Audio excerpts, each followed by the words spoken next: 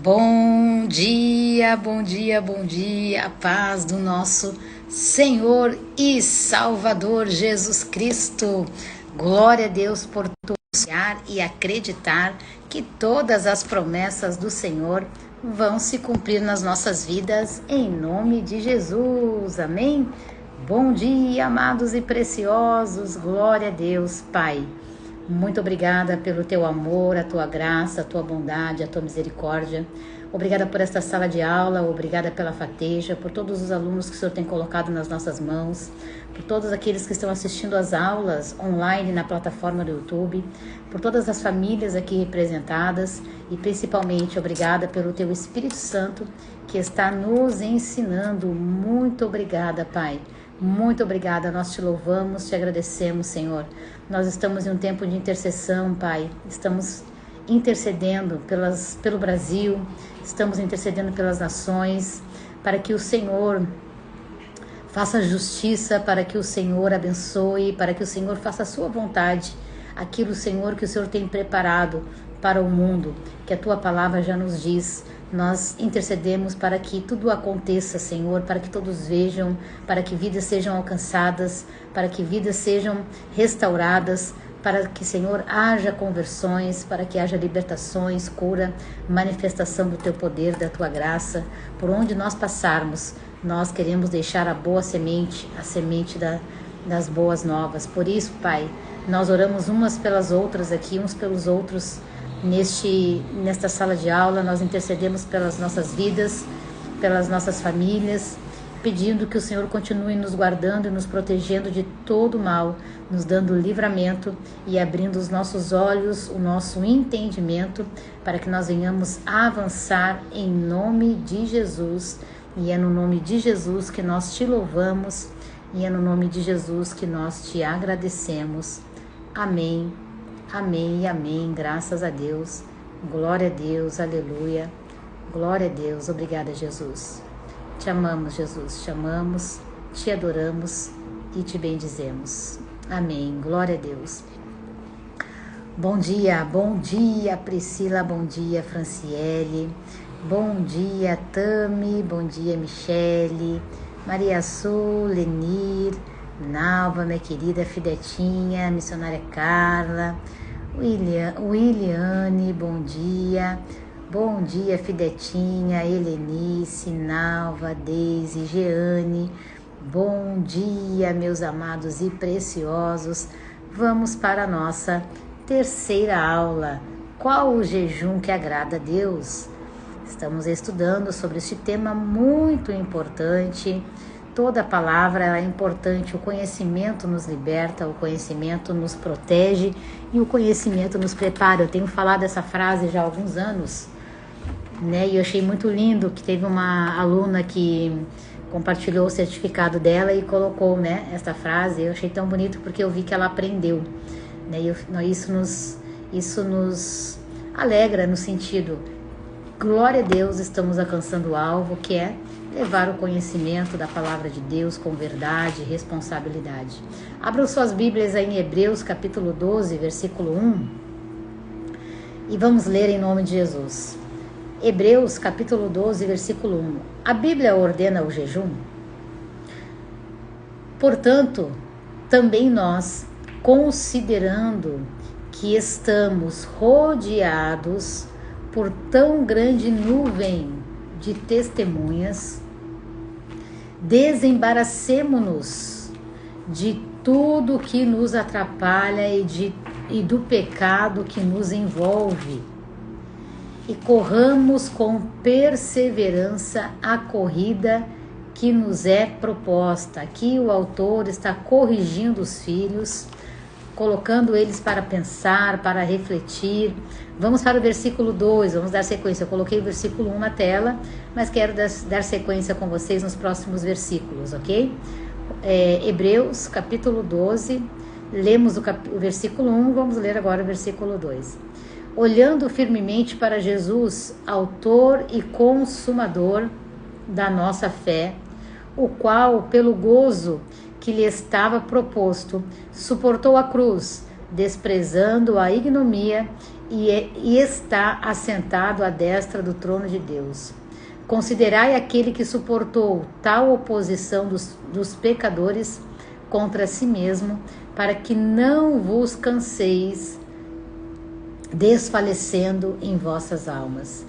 Ainda não resististes até o sangue, combatendo contra o pecado, e já vos esqueceste da exortação que vos admoesta como filhos.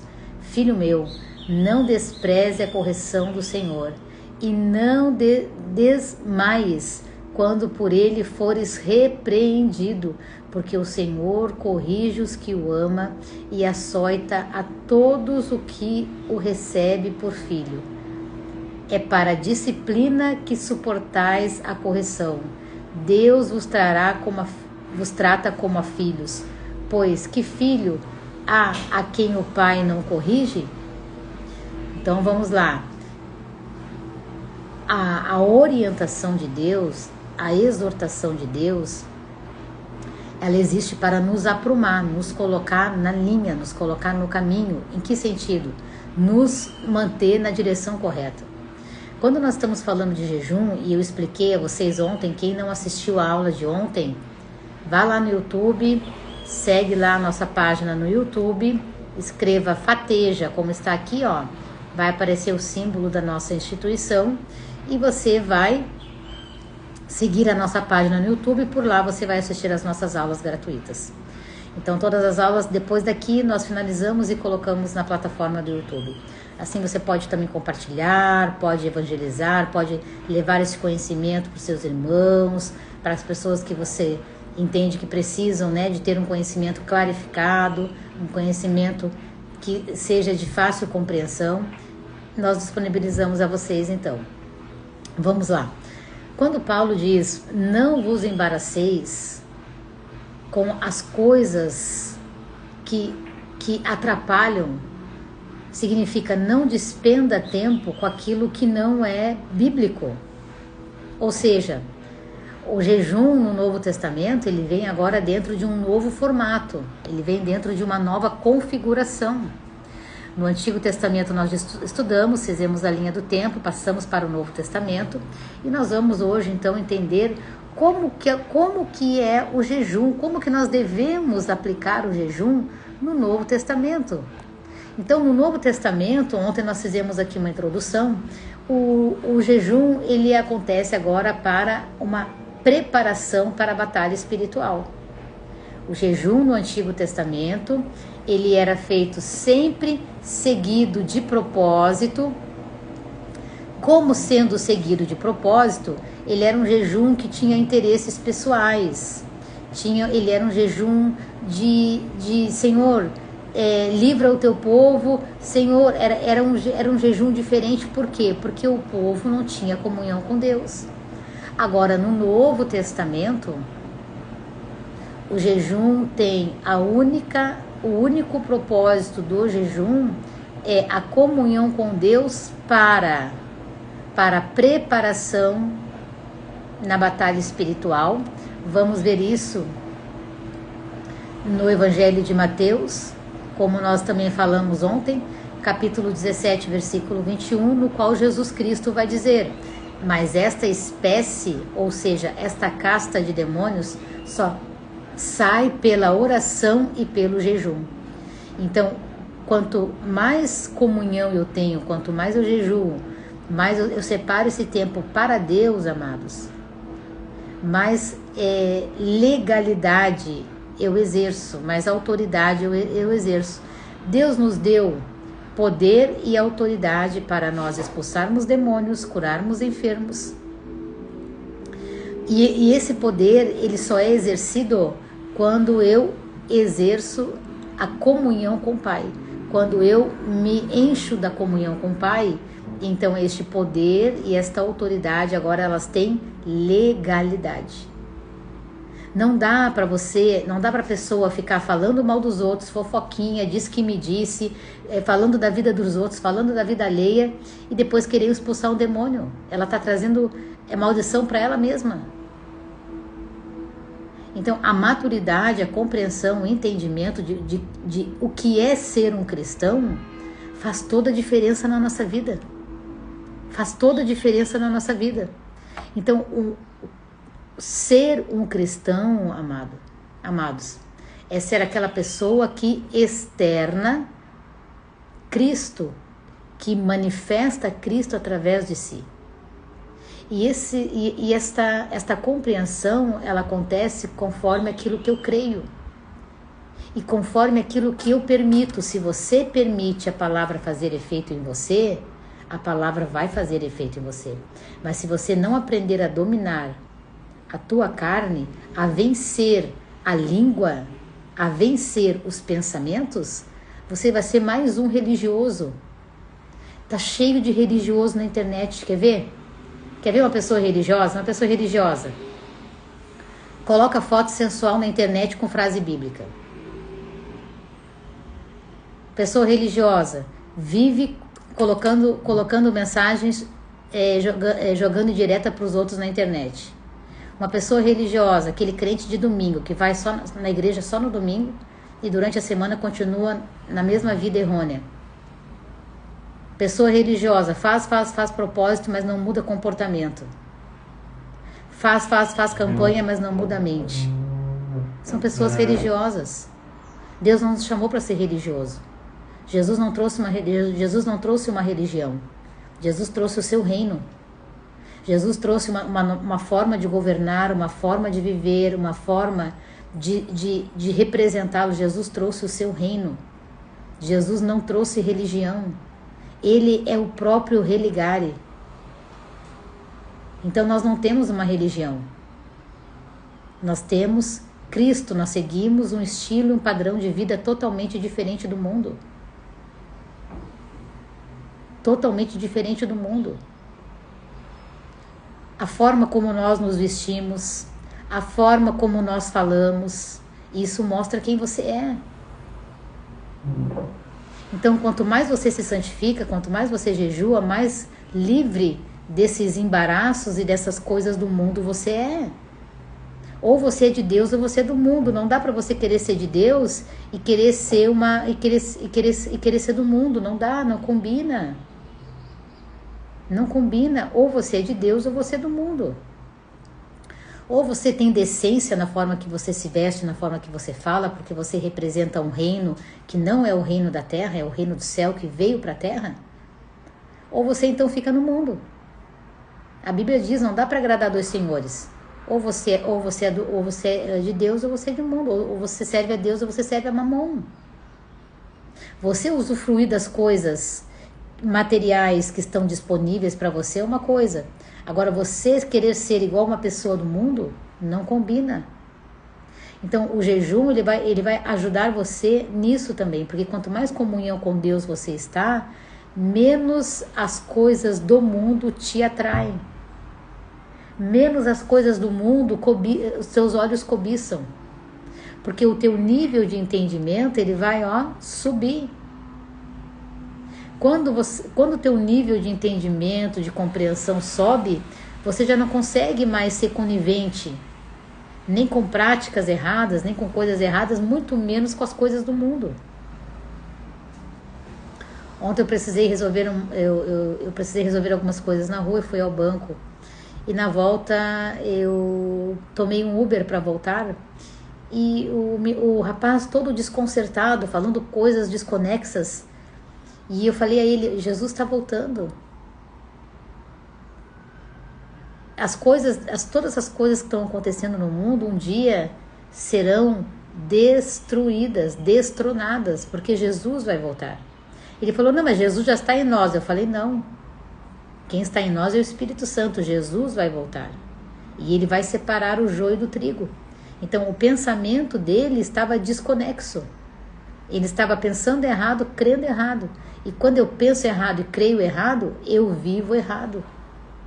Por isso é importante conhecer para crer da forma certa, fazer da forma certa, para viver da forma certa.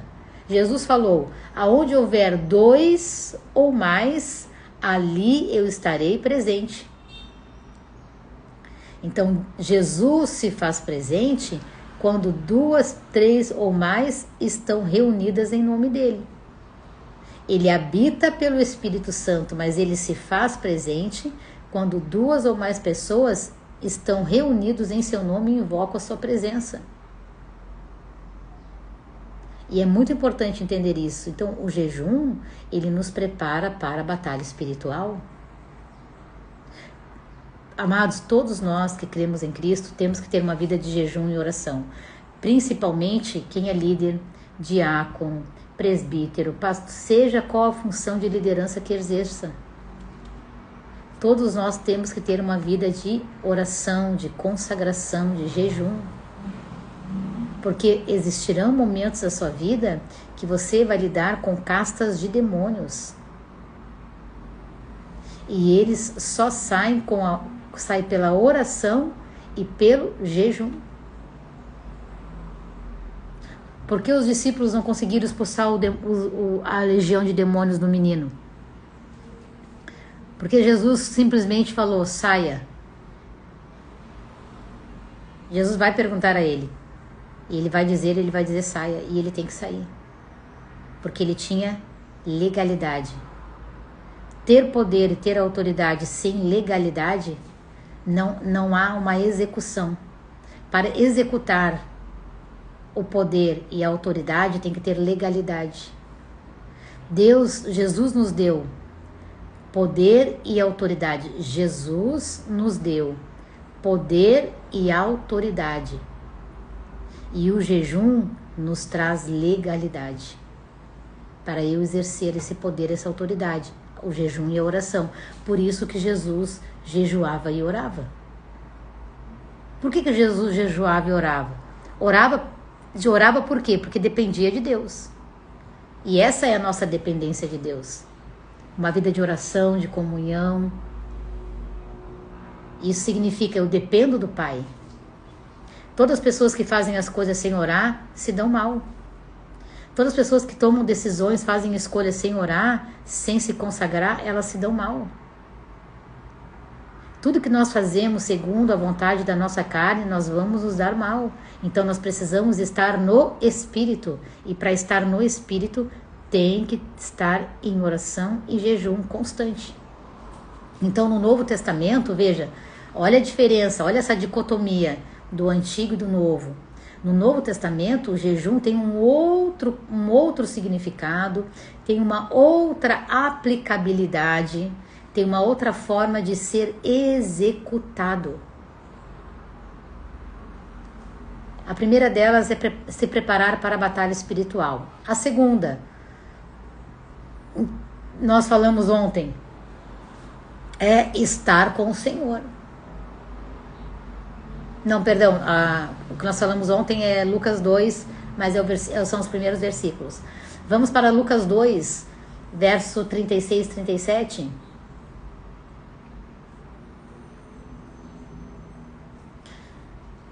Lucas, capítulo 2, versículo 36 e 37 diz: Estava ali a profetisa Ana, filha de Fanuel, da tribo de Aser. Era muito idosa, havia vivido com seu marido 7 anos depois de se casar. E então permanecera viúva até a idade de 84 anos. Nunca deixava o templo. Adorava a Deus, jejuando e orando dia e noite. Imagina. E nós queremos fazer jejum uma vez por mês. Nunca que uma pessoa que busca ao Senhor uma vez por semana, no domingo, no culto, e faz um jejum um dia por mês, nunca que ela vai ter um upgrade na fé, nunca ela vai ter um crescimento, nunca ela vai para um outro nível. Porque Deus nos concede conforme nós buscamos. Deus nos dá dele, quanto mais nós buscamos, mais nós recebemos. Quanto menos buscamos, menos temos. Então é responsabilidade de ter uma vida correta diante de Deus, priorizando Ele. Tu imagina? Ela casou, ficou 7 anos casada, o marido faleceu. O que ela fez? Ela escolheu estar com o Senhor. Ela escolheu viver o resto da sua vida com o Senhor. Glória a Deus. Porém, não foi só ficar com o Senhor. Ela dedicou a sua vida em oração e jejum pelas pessoas, pelas questões, pelas situações que aconteciam naquela época. Então, amados, não deixe a gula te vencer. Sabia que o nosso cérebro, ele não identifica quando é fome e quando é sede? Então, toda vez que você sentir fome, tome um copo de água primeiro. Se passar a fome, era sede. Se não passar, era fome. Aí você senta e come. Porque a água, como eu disse a vocês ontem, e eu sempre ensino isso nos meus seminários, a água, ela não é um alimento, a água é um elemento. A água faz parte da constituição do nosso corpo. Então, como ela é um elemento, ela faz parte da formação e da hidratação. Então, o cérebro, ele não discerne se é fome ou se é sede. Então, quando você sentir fome, tome água. Porque muitas pessoas comem muito porque o corpo está pedindo água e ela está achando que é comida. E depois a ansiedade faz as pessoas comerem demais. Domine o seu corpo, quer dizer, domine a sua mente para que o seu corpo seja saudável. Domine a sua mente para que o seu corpo seja saudável. Então, o jejum no Novo Testamento, ele também existe para estar com o Senhor, estar em comunhão com o Senhor. Glória a Deus. Terceira ocasião, o terceiro motivo, o terceiro ensino sobre por que o jejum mudou no Novo Testamento e para quê? Que é o que foi que nós falamos ontem. Esta é o slide que nós falamos ontem. Jesus jejuou e orou durante 40 dias. Não comeu nada durante os 40 dias. E ao fim deles teve fome. Para preparar, o jejum no Novo Testamento serve para você se preparar para a batalha espiritual. Para você estar em comunhão com o Senhor. Para você se preparar para o seu ministério, estar sempre pronto, sempre pronto. Quarto, para ministrar ao Senhor. Vamos lá no livro de Atos dos Apóstolos, capítulo 13, Atos capítulo 13, versículo 2. Atos 13, 2. Vamos lá.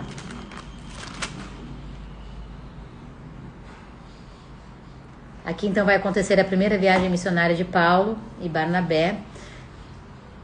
Vamos ler aqui no Instagram, aqui na tela, está a NVI. Eu vou ler a JFA.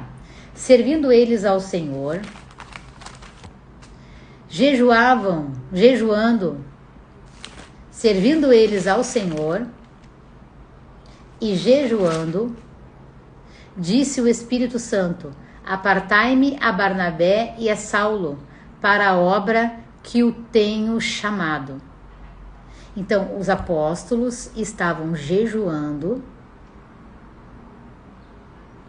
e o Espírito Santo falou: separe Barnabé e Saulo para esta obra. Então, os apóstolos, os discípulos, tinham vidas de jejum e oração. Eles não colocavam a mão na cabeça de ninguém, não faziam as coisas sem antes jejuar e orar. Jejum e oração. Enquanto eles ministravam perante o Senhor, o que ministravam? Oravam. Enquanto eles estavam orando e jejuando, disse o Espírito Santo a eles: separai-me a Barnabé e a Saulo para a obra que os tenho chamado.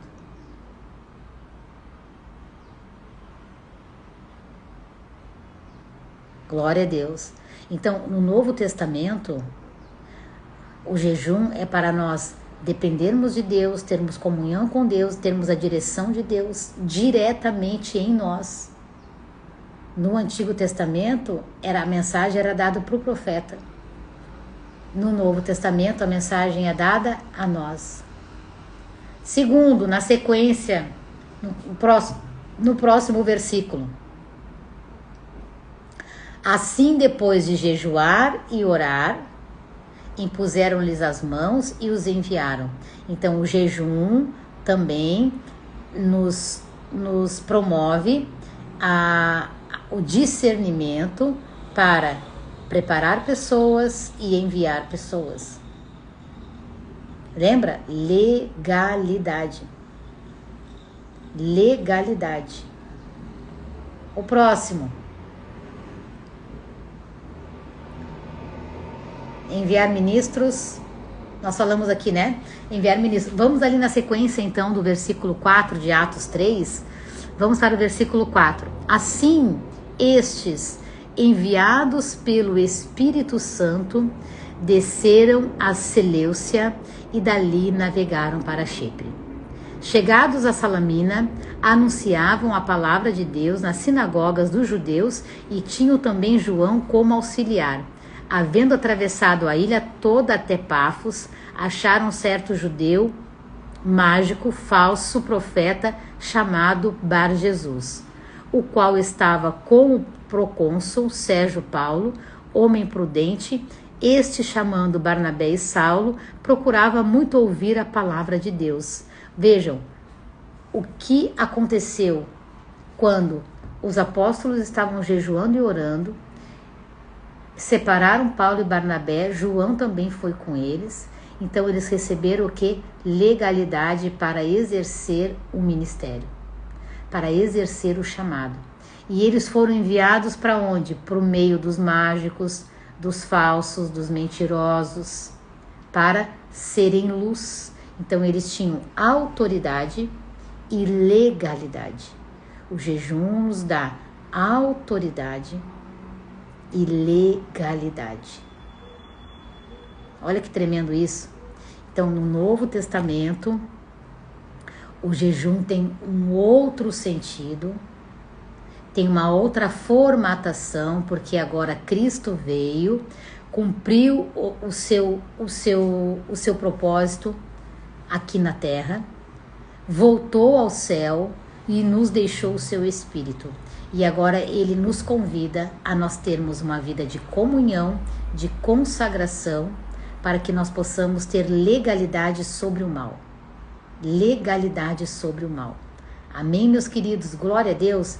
Meus amados e preciosos, hoje é sexta-feira, nós vamos voltar às aulas na segunda-feira, ok? Porque eu estou em uma missão, estou aqui em Santa Catarina e eu retorno para São Paulo no domingo. Então, na segunda-feira de manhã, nós vamos ter uma aula mais longa, provavelmente 1 hora de aula, porque nós vamos falar dos tipos de jejum, ok? Então, vamos falar de todos os tipos de jejum, como fazer o jejum que agrada a Deus, como nós devemos agora aplicar todo esse conhecimento. Vai ser uma aula maravilhosa, não perca. Assista novamente esta aula no YouTube. Quero convidar você para seguir a nossa página no YouTube, Fateja. Simplesmente escreva as iniciais da nossa instituição e você por lá pode fazer a sua inscrição no nosso canal e assistir todas as nossas aulas gratuitas. E eu também quero convidar você a fazer os nossos outros cursos que estão disponíveis no Instagram, @FatejaBrasil. Você vai no Instagram, @FatejaBrasil, e por lá você fica por dentro de cursos gratuitos, cursos pagos, e você pode também estar abençoando o nosso ministério, amém? Pai, muito obrigada por esta aula, obrigada por este conhecimento. Eu oro para que cada um dos meus irmãos venham a consolidar esta verdade na sua mente, no seu interior, para que eles possam viver esta transformação de alcançar o degrau da maturidade, ir para um outro nível, em nome de Jesus, não permitindo que a religiosidade tome a sua mente, mas sim que a palavra liberte a sua forma de ver, de entender e compreender a verdade, em nome de Jesus. Que o teu amor, a tua bondade nos siga todos os dias. E nós estamos aqui, Senhor, à tua disposição.